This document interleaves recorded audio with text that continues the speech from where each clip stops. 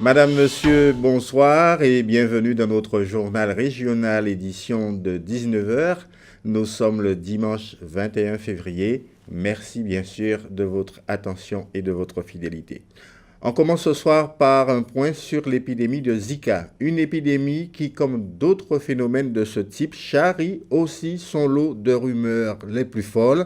En Martinique aujourd'hui, le directeur de l'ARS a dû monter au créneau, intervenir sur les médias pour démentir l'existence d'une épidémie, non pas de Zika, mais une épidémie liée à la grippe aviaire avec 4 décès à la clé. Une rumeur insistante partie d'un blog fameux et tout aussi sulfureux, Bondamment Jacques, vous le connaissez peut-être, accusant les autorités de vouloir étouffer une affaire. C'est donc l'occasion pour nous de faire le point sur la réalité de la progression de cette épidémie dans notre région. Anne-Elisabeth Artsen. Alors qu'en Guadeloupe, le virus Zika est au niveau 2, c'est-à-dire une circulation virale débutante, l'épidémie de Zika ne cesse de progresser depuis mai 2015. Comme vous le voyez sur la carte que je vous montre à l'instant, le virus circule assez largement dans la zone intertropicale entre l'Asie, l'Afrique et puis maintenant l'Amérique du Sud. 26 pays et territoires du continent américain ont recensé des cas de Zika sur leur territoire. Selon l'OMS, plus de 1,5 million de cas recensés au Brésil et 37 000 en Colombie entre 2015 et 2016, classant ainsi ces deux pays comme les plus touchés par cette épidémie. Depuis l'introduction au Brésil au mois de mai dernier, vous voyez que du mois de mai, où on a eu les premiers cas détectés au Brésil seulement, qui certainement venaient d'ailleurs, venaient soit de la partie africaine, soit de la partie asiatique. Et le virus, c'est progressivement, mois après mois, s'est répandu dans tous les pays limitrophes. Aujourd'hui, on retrouve quelques cas jusqu'au Mexique, en passant par le Guatemala, et puis au sud, jusqu'au Paraguay. 25 cas en Guadeloupe, 99 en Guyane, qui place le département au niveau 3. C'est-à-dire en épidémie, appelant des mesures de gestion habituelles, tout comme la Martinique, dont le recensement des cas ne se fait plus en raison de l'importance de l'épidémie sur l'île Sœur depuis le 20 janvier dernier. Malgré les dispositions prises pour éradiquer le virus Zika, ce dernier poursuit sa contamination massive en atteignant l'Europe. Au Royaume-Uni, aux Pays-Bas, au Portugal et en Suisse, la présence du virus a déjà été signalée. Le président américain Barack Obama a donc confirmé cette semaine sa visite prochaine à Cuba, très exactement les 21 et 22 mars prochains. C'est évidemment une visite historique qui vient conforter le réchauffement des relations entre les deux pays depuis un peu plus d'un an et après, bien sûr, 54 ans d'embargo. Tout sera-t-il désormais possible à Cuba? Ce sera peut-être l'ouverture définitive de cette île au monde. Jusqu'où Obama et les États-Unis sont-ils prêts à aller? Et pourquoi d'abord cela est-il possible aujourd'hui? Des questions que nous posons à notre invité ce soir, Monsieur Gaston Gontour. Vous êtes le président de l'association Les Amis de Cuba. On peut qualifier votre association de pro-cubaine depuis un certain nombre d'années. Vous travaillez avec un institut cubain. Oui, bonsoir. Et je vous remercie de me permettre de m'exprimer sur vos antennes. Alors, il faut savoir que l'association existe depuis 1998. C'est une association qui a pris naissance à partir de l'expérience d'un certain nombre de Guadeloupéennes et Guadeloupéens, ils étaient 26, et qui ont participé à ce qu'ils appellent à Cuba des brigades de solidarité et de travail bénévole dans un cadre latino-américain et caribéen. Alors, on se souvient qu'il y a eu beaucoup d'associations plus ou moins actives, liées souvent au Parti communiste guadeloupéen, on va le dire comme ça, et on connaît des personnalités, on en a évoqué quelques-unes avant, mais sur l'actualité elle-même, votre association, comment elle voit tout ce qui se passe, comment elle analyse tout ce qui se passe aujourd'hui à Cuba, entre Cuba et les États-Unis? Oui, il faut savoir qu'actuellement, c'est pas seulement Cuba et les États-Unis, mais je pense que c'est au niveau mondial que l'on s'intéresse à Cuba et tout ce qui se passe dans la région, quoi. Donc il faut dire que c'est une bonne chose, parce que deux pays qui se trouvent très proches et qui, depuis plus de 50 ans, n'ont pas de relations ni commerciales, etc., où sévit un blocus qui existe toujours, malgré effectivement certaines avancées. Donc, c'est une bonne chose pour permettre, au niveau des peuples déjà, qu'il puisse y avoir un échange, il puisse y avoir effectivement une collaboration. Il faut savoir que depuis la révolution cubaine, il y a beaucoup de Cubains qui sont partis aux États-Unis, à Miami, et qui ont leur famille toujours à Cuba, et qui ne peuvent même pas envoyer du courrier pour leur famille, puisque avec le blocus, disons, le service postal ne fonctionne pas. Alors, est-ce que vous faites partie de ceux qui voient, vous décrivez des exemples, allez, la partie humanitaire de la chose, ou votre analyse va plus loin, comme certains en disant, ben, c'est parce que c'est de l'intérêt aujourd'hui des Américains que d'aller à Cuba? Il y a un peu des deux. Il y a un peu des deux, mais je pense que ce qu'il faut reconnaître, c'est que d'ailleurs, le président des États-Unis l'a dit, c'est que le blocus, eh ben, il a failli. Parce que le but essentiel du blocus était d'amener le peuple cubain à une espèce de famine, une difficulté, où à ce moment-là, le peuple se serait soulevé contre le régime. Et à ce moment-là, on pensait que les réfugiés qui se trouvent aux États-Unis pourraient rentrer de nouveau à Cuba et rétablir soit une dictature comme ça existait, ou un pouvoir aux mains des Américains. Mais vous qui êtes en relation constante avec eux, vous y allez d'ailleurs régulièrement, les Cubains vont mettre un certain nombre de choses sur la table. Il faut rappeler qu'il y a déjà une commission mixte entre les deux pays qui organise les choses, qui discute de certains points. Ça ira jusqu'à la fermeture de Guantanamo et la terre rendue à l'État cubain ou pas? Disons toute la réponse se trouve au niveau des gouvernements, enfin du gouvernement actuel des États-Unis et des gouvernements à venir. Parce qu'il faut savoir que c'est une des revendications des responsables cubains, c'est-à-dire la restitution de Guantanamo. Et d'autre part, c'est la levée effective du blocus, parce que le blocus existe toujours. S'il y a certaines ouvertures permettant, disons, à des sociétés américaines de pouvoir envisager de faire du commerce avec Cuba, mais dans le sens inverse, les produits cubains sont toujours interdits au niveau des États-Unis. Donc il faut effectivement qu'il y ait une volonté de la part des gouvernants américains pour dire que bon, ça suffit, effectivement, on change les choses, quoi.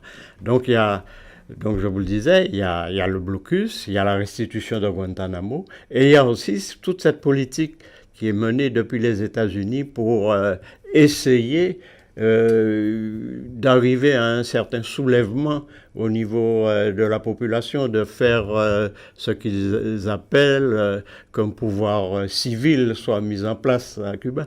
Mais lorsqu'on connaît Cuba, lorsqu'on connaît les institutions cubaines, comment ça fonctionne, ce ne sont pas des choses qui vont se faire ni demain, ni après-demain. Oui, mais on a dit donc on a le temps. On a dit ça pour l'URSS, on a vu ce que ça donnait. Alors, est-ce que Cuba sera véritablement ce pays qui va émerger au cours des années à venir avec cette ouverture, comme beaucoup le laissent entendre aujourd'hui? Est-ce que Cuba a les moyens? On connaît les avancées de Cuba en matière de médecine, par exemple. Est-ce que Cuba sera ce pays dont tout le monde attend qu'il soit le phare de la Caraïbe? Alors, il faut savoir que Cuba, ça a toujours été un pays ouvert. Si vous permettez, il y a un grand dirigeant cubain, José Martí, qui était à la fois poète, politicien, qui a participé à la révolution cubaine, donc qui a dans une de ses pensées, il a dit que la patrie, c'est l'humanité. Et je crois que cette expression, c'est l'expression même de Cuba d'aujourd'hui. C'est-à-dire que c'est un pays qui est ouvert non seulement à l'intérieur de la zone, à travers la Caraïbe, l'Amérique latine.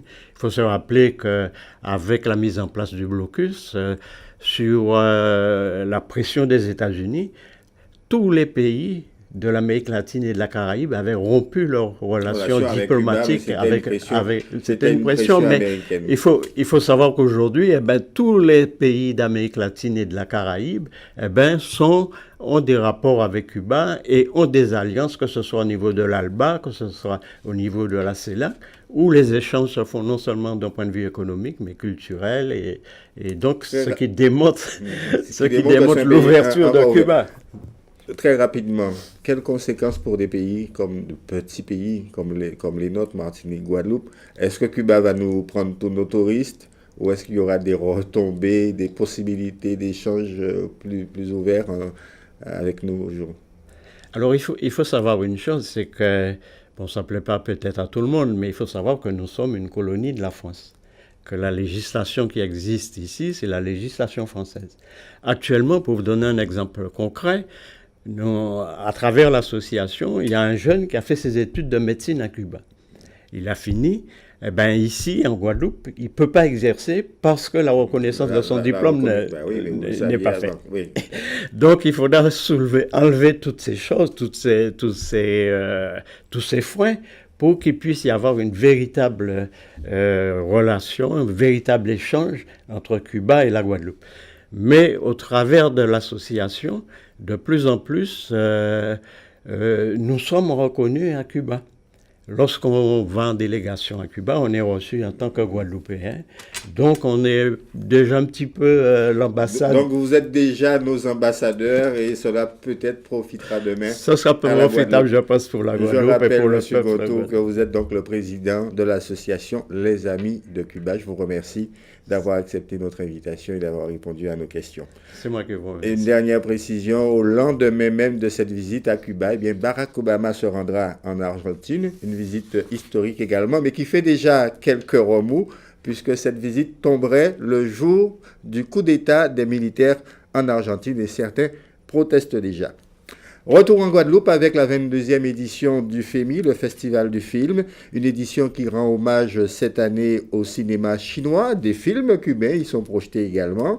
C'est le Ciné-Théâtre du Lamentin qui est le véritable centre de ce festival et les séances de projection au public sont de véritables visites guidées. Explication Muriel Barlagne. Bienvenue à cette 22e édition du FEMI, Festival international. C'est dans l'esprit du FEMI, le Festival régional et international du cinéma de Guadeloupe. Accompagner les œuvres cinématographiques projetées. Isabelle Delpech est l'animatrice du jour. Elle est là pour parler de Dipan, le film à l'affiche. Réalisé par le Français Jacques Audiard, il a reçu la Palme d'Or 2015 au Festival de Cannes. Et il est nominé 9 fois au César, donc on aura les résultats vendredi 26. C'est un film un peu atypique, je vais dire, qui parle de 3 réfugiés sri-lankais, avec une histoire un petit peu à suspense. Ça fait écho quand même à l'actualité brûlante, bien sûr, puisque avec toute l'histoire de ces réfugiés qui frappent un peu aux portes de l'Europe. Le personnage de Dipan est extrêmement bien interprété par un acteur sri-lankais qui est nominé pour les Césars du meilleur acteur et moi j'espère vraiment qu'il aura le prix parce qu'il le mérite. Un film d'auteur sur un sujet sensible, c'est le genre de perles rares que recherchent les habitués du festival. Ce film-là, d'après la critique que j'ai vue, je suis impatient de le voir parce que c'est quelque chose qui m'intéresse. Le thème m'intéresse beaucoup. Ouais. Ce serait bien qu'on ait par contre plus de films toute l'année de cette qualité en Guadeloupe et pas seulement sur une semaine, c'est beaucoup trop court. Donc moi j'aimerais bien que ce soit quelque chose de plus étendu. C'est très frustrant en fait quand on aime le cinéma en Guadeloupe, on n'a pas beaucoup de choix. Et on a juste cette semaine qui est très concentrée avec des films de qualité, mais peut-être pas la disponibilité sur une semaine de voir autant de films que ceux qui sont proposés. Donc ce serait peut-être bien de pouvoir étendre ce festival sur une durée plus longue ou d'avoir d'autres festivals de cette même qualité pour les cinéphiles. Il est 16h, la séance peut commencer. Dipan est une œuvre controversée. Les spectateurs sont invités à rester en débattre à la fin du film. Quelques minutes de plus pour un moment privilégié, même si pour cette fois, l'auteur n'est pas présent. En Haïti, une semaine après son élection, le président provisoire Joslem Privert a annoncé qu'il respectera bien les 120 jours qui lui sont impartis pour mener Haïti jusqu'à l'élection d'un nouveau président régulièrement élu cette fois. En attendant, lui-même n'a pas encore réussi à choisir un premier ministre chargé de constituer un gouvernement de consensus avec l'ensemble des forces politiques haïtiennes. Joslem Privert continue de consulter toutes les forces politiques haïtiennes et il a révélé aujourd'hui que 7 noms lui avaient été soumis pour occuper ce poste de Premier ministre, parmi lesquels des personnalités comme Mme Myrland Maniga ou encore Edgar Leblanc, fils, 2 personnalités, je le rappelle, bien connues en Haïti et ailleurs. On en vient au reste de l'actualité dans la Caraïbe avec cette horreur absolue. Une centaine de corps démembrés découverts dans les égouts de la prison de Bogota, une prison connue pour sa violence extrême.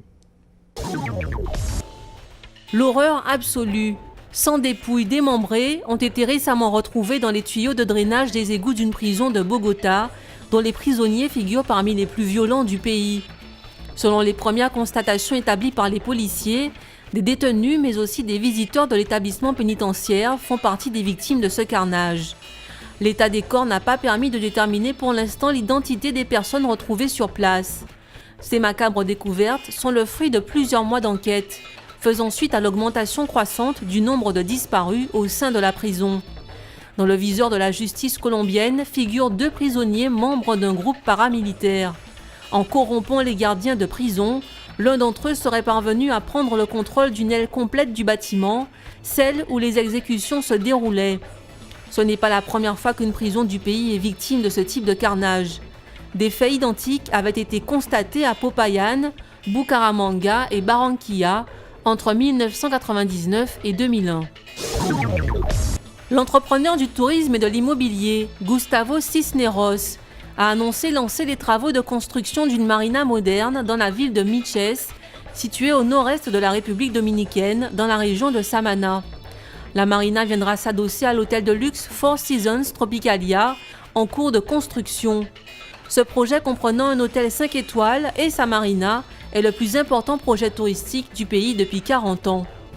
Gustavo Cisneros, investisseur vénézuélien, informe être tombé sous le charme de la ville de Miches. Pour lui, c'est le plus bel endroit que la terre ait donné à voir aux hommes. Cisneros, qui possède la nationalité dominicaine, est considéré comme l'un des hommes les plus riches du monde.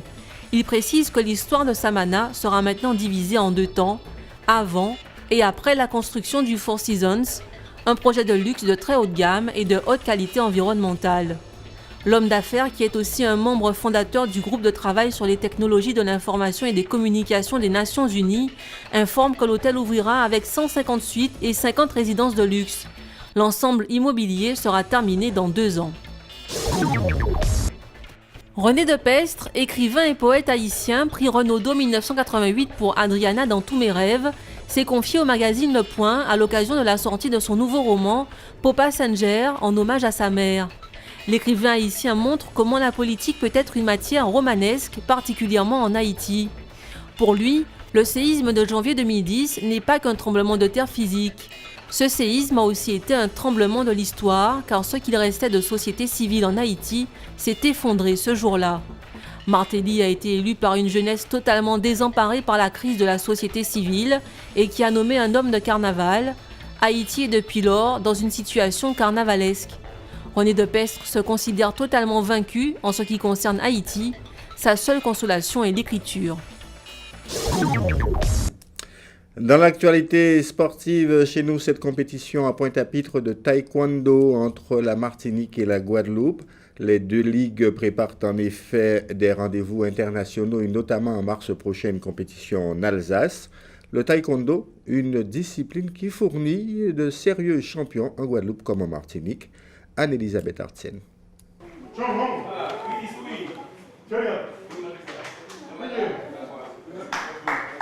Rencontre ce dimanche entre la Martinique et la Guadeloupe pour taquiner le tatami en vue des futures échéances internationales.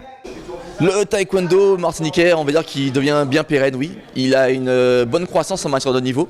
Et nous verrons en fait justement sur où l'entraînement nous mène sur le championnat du monde pour juniors en novembre, fin de cette année.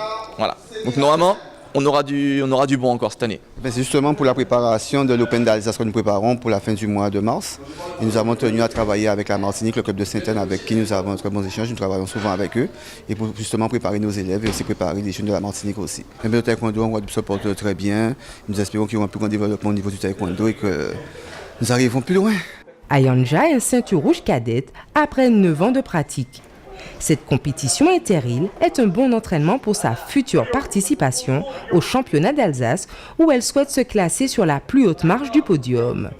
J'ai commencé le taekwondo déjà pour apprendre à me battre et après j'ai continué pour le plaisir. Je m'entraîne tous les jours pour pouvoir m'améliorer, pour faire plus de choses possibles, pour pouvoir atteindre un jour les Jeux Olympiques. Donc j'avais déjà commencé par cette compétition et essayé de moins arriver sur le podium. Avec 350 licenciés en Martinique et environ 500 en Guadeloupe, le taekwondo antillais se porte bien. 4 compétiteurs martiniquais ont même participé à une tournée américaine, notamment pour l'US Open et 2 autres compétiteurs à l'Open du Canada. 3 médailles de bronze et une médaille d'argent. C'est le palmarès ramené du continent américain. Un mot de football avec les résultats de la 16e journée du championnat de division d'honneur qui se disputait ce week-end. Les voilà, ces résultats. USBM Arsenal 0 partout. Gauloise défait par le CSM 4-2. USR, le leader, bat la Red Star, ou le Red Star plutôt. Attention, il y a des supporters qui sont très attentifs à cela. 1-0. Juventus Solidarité Scolaire 2-1. Phare du Canal Amical Club de Marie-Galante 1 partout. 0-0 entre le Sirocco et l'Étoile de Mornalo. Et le CA Marquisa qui a défait Gourbert 2-0. C'est l'USR qui continue d'occuper la première place du classement. On parle automobile maintenant avec le rallye des Gazelles. C'est une épreuve exclusivement féminine qui se déroulera le mois prochain au Maroc. Quelques 186 équipages y sont attendus, dont un équipage guadeloupéen. Présentation Éric Pommier. S'aventurer hors des sentiers battus, Fanny et Ambre en ont rêvé. Mais depuis un an, elles ont pris leur bâton de pèlerin pour passer à la vitesse supérieure. Leur défi aujourd'hui, participer au rallye Aïcha des Gazelles au Maroc du 18 mars au 2 avril 2016. Une compétition organisée en plein cœur du désert du sud marocain. Particularité, les équipages engagés sont exclusivement féminins. 186 gazelles, pilotes et copilotes seront de la caravane. Parmi elles, nos 2 Guadeloupéennes. C'est Fanny qui a eu cette idée, qui m'a proposé de faire le rallye des Gazelles et comme j'ai toujours voulu faire du rallye, je me suis dit ok bingo, je pars. Moi je trouve que c'est génial, d'habitude Ambre elle parle jamais, voilà. Donc je vais te laisser continuer. Non, vas-y, pourquoi l'aventure, c'est quoi? Non mais l'aventure c'est déjà de pouvoir partir au Maroc et de faire quelque chose de différent. Et puis dans le désert c'est une autre aventure qui commence puisque c'est des montagnes, c'est des choses qu'on n'a pas l'habitude de voir, donc c'est des paysages complètement différents, une ambiance complètement différente. À bord de leur Isuzu D-Max, les gazelles locales veulent faire bien, faire honneur à une belle course créée en 1990. Course qui se présente comme une aventure sportive et humaine. Le principe est simple, effectuer un parcours de 2500 km en 8 jours. La navigation se fait à l'ancienne, excite le GPS. Seule une carte et une boussole sont autorisées. Moi, j'ai pas d'appréhension puisqu'on a fait notre stage au Maroc, ce qui nous a permis en fait justement, je pense, d'enlever toutes ces appréhensions. Et puis non, pas d'appréhension particulière pour moi. À partir du moment où on a fait notre stage et qu'on a pris connaissance du terrain, c'était beaucoup plus facile d'appréhender la compétition. Et donc, à partir du moment où on a eu de bons formateurs et un stage qui a été vraiment riche en sensations, c'était facile pour nous de s'imaginer dans le désert. L'aventure a un coût. Ce matin encore, l'équipage a mis en place un point de rencontre pour les fans, voulant aider les gazelles à boucler leur budget. À la plage de Bois-Jolin à Sainte-Anne ce matin, l'achat de t-shirts et autres goodies à l'effigie de l'édition 2016 était possible. Fanny et Ambre ont décidément pensé à tout. C'est aussi cela l'aventure pour nos drôles de dames épanouies, mais surtout pressées d'en découdre. En plus, on va pouvoir représenter les Antilles, la Martinique, la Guadeloupe, et ça, c'est super important. Voilà, représenter nos îles.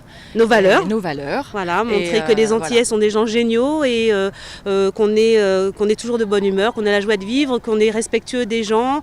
Voilà, je pense que ça, c'est toutes les qualités des Antillais. Et puis, on va essayer de mettre un peu d'ambiance. Un peu d'ambiance aussi, voilà, je pense. Les gazelles locales quitteront la Guadeloupe le 15 mars prochain pour récupérer leur véhicule aux couleurs fruitées pour une étape incontournable en rallye, les vérifications techniques et administratives. 4 jours plus tard, le 19, transfert vers le Maroc au départ de Nice. Là, plus droit à l'erreur car dès le 24 mars, la tête dans le guidon, nos gazelles devront éviter qu'aucun grain de sable ne vienne enrayer leur aventure à bord de leur 4x4 griffé du numéro 196. Et on espère bien sûr que nos 2 magnifiques gazelles ne se perdront pas dans le désert marocain.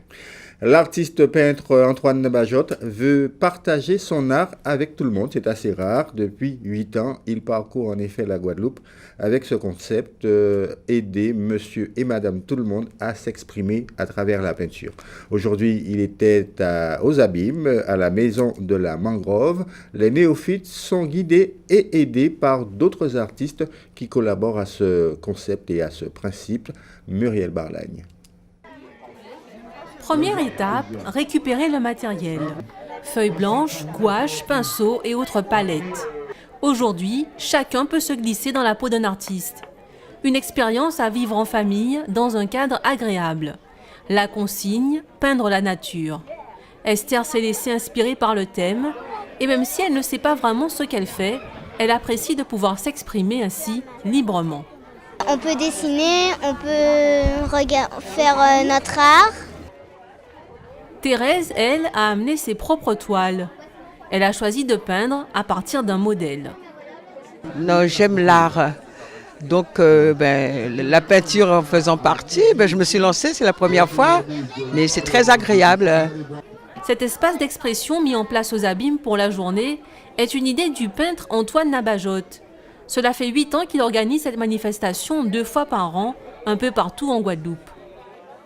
Par rapport à ma démarche artistique, par rapport à tout ce que je fais dans ce domaine-là, j'ai toujours voulu donner ce que je peux donner dans ce domaine-là et l'initiation à la peinture. Mais il faut savoir que je ne suis pas seul. J'ai toute une équipe avec moi. Il y a mademoiselle Mauvani Leslie, mademoiselle Vergier Joanne, monsieur Hébert Ido et moi-même. Donc ce sont des gens qui travaillent avec moi depuis 8 ans. Et on essaie de pérenniser cette action. Et cette année, le projet s'appelle Taoubana Art avec la ville des Abîmes parce que j'estime que c'est important de faire une manifestation de peinture aux Abîmes parce que en plus je suis de la commune et je trouve que le lieu est bien, qui s'y prête parce que Taoubana c'est un lieu qui est vraiment magnifique et c'est un cadre agréable. Donc c'est important. Ils sont nombreux à vouloir laisser vibrer ainsi leur fibre artistique. 200 personnes sont venues à cet atelier. Et demain, le ciel sera à peindre pour les artistes en herbe parce qu'il fera beau, du soleil sur toute la Guadeloupe avec des nuages plutôt élevés, sans aucune perturbation. Les températures seront comprises entre 23 et 27 degrés. Au programme ce soir, sur Réalisé dans un instant, la rubrique de notre rédaction Innovation concoctée par Karine Gelman, le journal de TF1 bien sûr, la météo détaillée de la région Caraïbe, l'agenda d'Alizé. Ce soir, notre programme sera consacré à l'émission Capitale. L'information continue bien sûr sur notre site alizé.com. À compter de demain, bien sûr, ne vous inquiétez pas, vous retrouvez Aurélie Ronze, premier rendez-vous, 12h30. Excellente soirée sur Alizé.